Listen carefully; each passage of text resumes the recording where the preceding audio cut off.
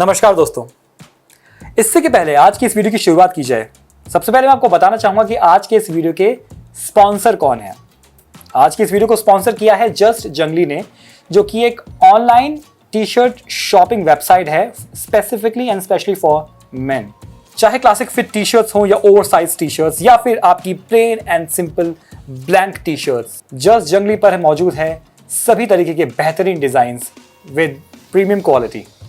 तो मेरी रिकमेंडेशन है कि डेफिनेटली अगर आपको शर्ट मंगानी है जैसे कि मैंने इस वक्त पहनी हुई है, आप ऑर्डर करें जस्ट जंगली से। Go and check the website out, link मैं डिस्क्रिप्शन में डाल रहा हूं। तो ये थे हमारे स्पॉन्सर और चलिए शुरुआत करते हैं आज की इस वीडियो की।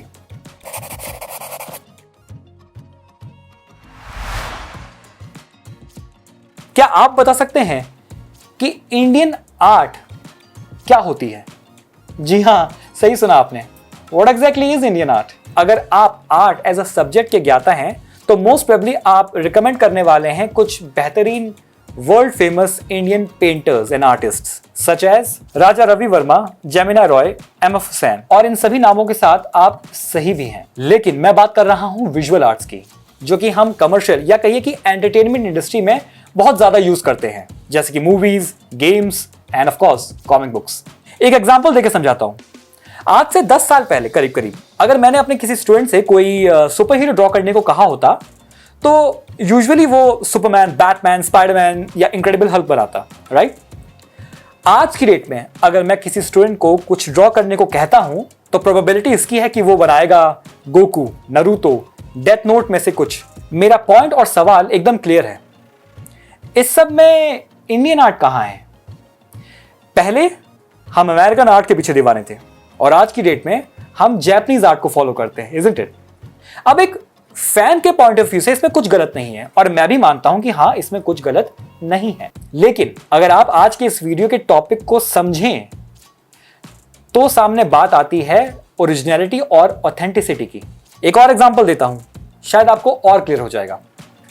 जब हम एनिमेशन की बात करते हैं तो एज एन इंडियन हमारे दिमाग में नाम आता है डिज्नी और पिक्सार का।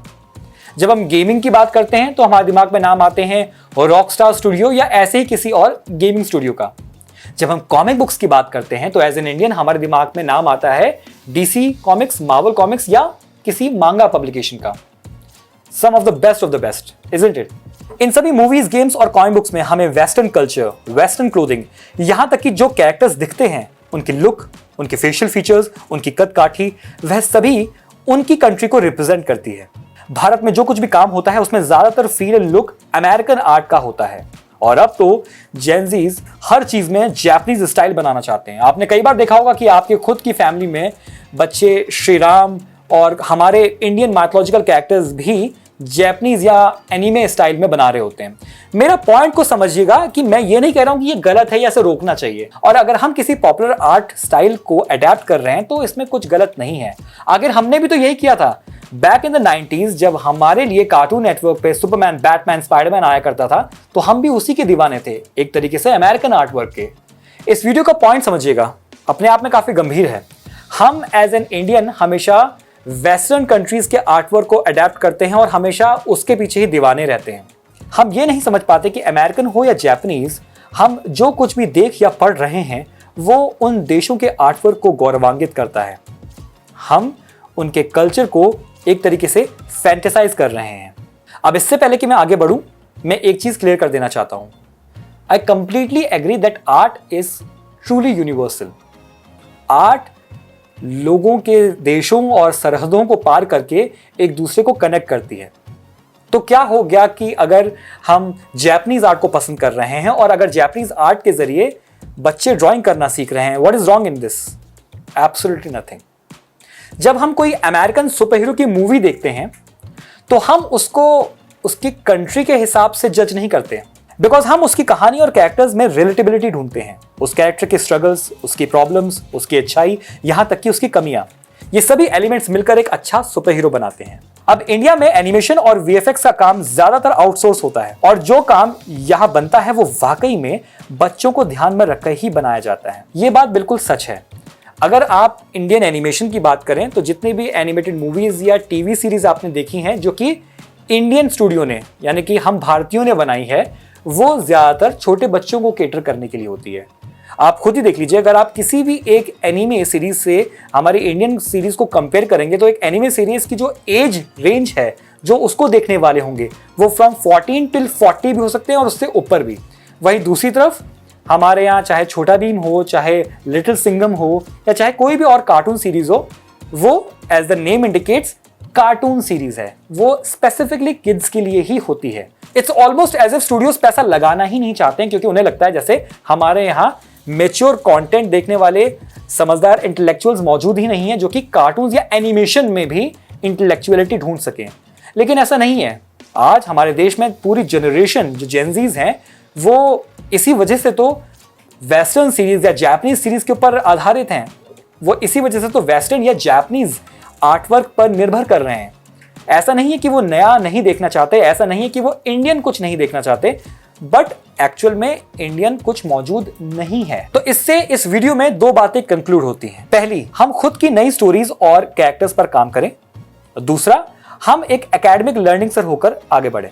एकेडमिक लर्निंग से मेरा मतलब है कि हमारी कंट्री में आर्ट्स को लेकर चूंकि बहुत ज्यादा तवज्जो अनफॉर्चुनेटली नहीं दी जाती थी, और आज भी हालांकि मेंटालिटी चेंज हुई है, लेकिन फिर भी हम देखते हैं कि बहुत ज्यादा जागरूकता आर्ट्स को लेकर नहीं है।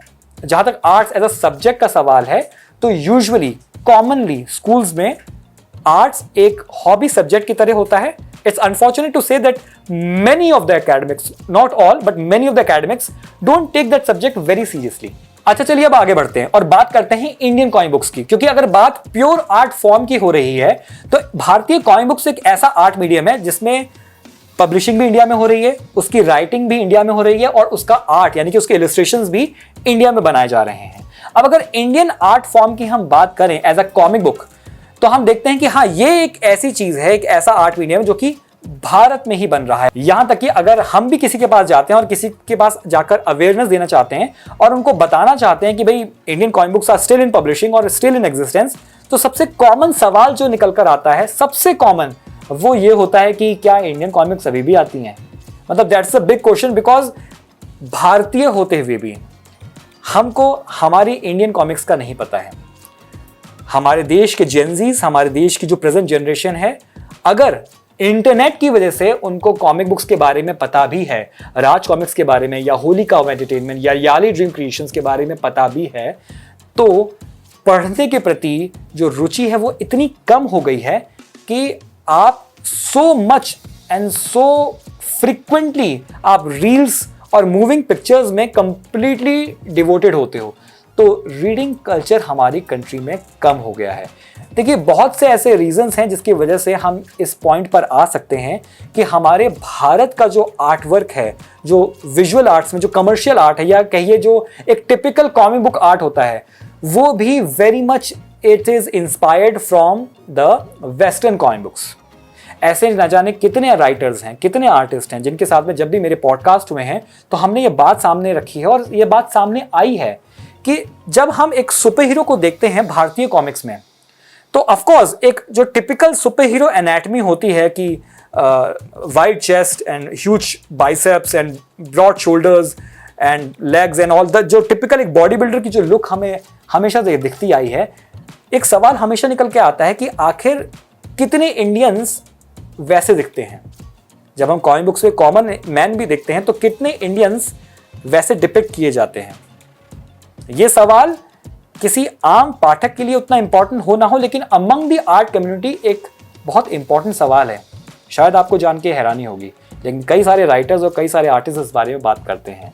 जब आर्टिस्ट की बात आती है तो मैं ये भी कहना चाहूँगा कि भारत में ऐसे कुछ बहुत अमेजिंग आर्टिस्ट रहे हैं जिन्होंने इंडियन आर्ट को डिपिक्ट किया है। उनके इलस्ट्रेशंस में, उनकी ड्राइंग्स में जो भी वो इलस्ट्रेशंस बनाते थे, पैनल्स बनाते थे, जब उसमें लोगों को बनाया जाता था तो वाकई में भारतीय लगा करते थे।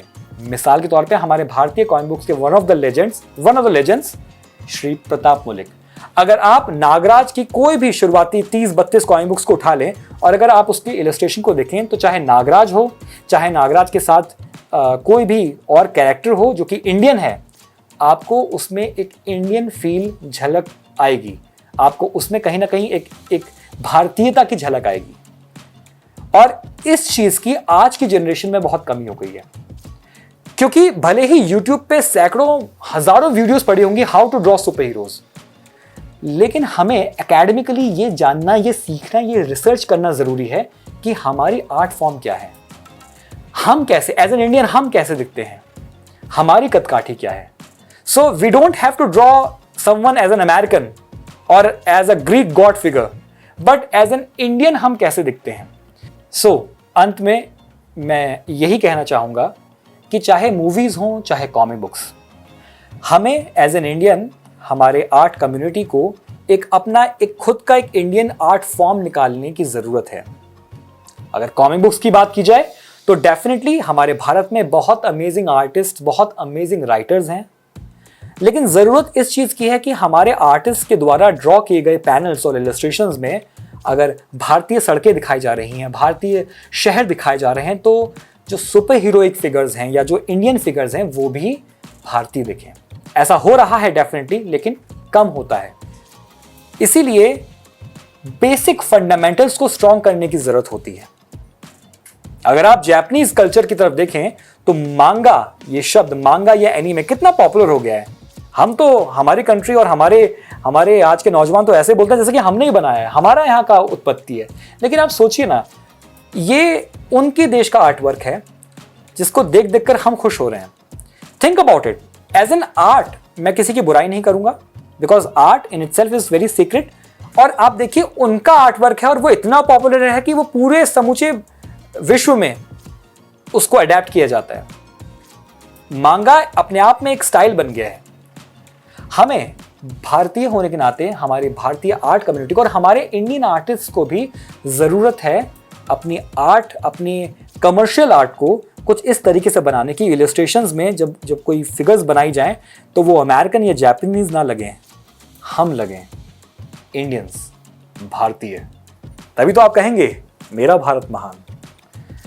So this was the video, guys. Thank you so very much for watching this video. Like it, subscribe to the channel, share the video with others. Thank you so very much. Goodbye. God bless you. Jai Hind.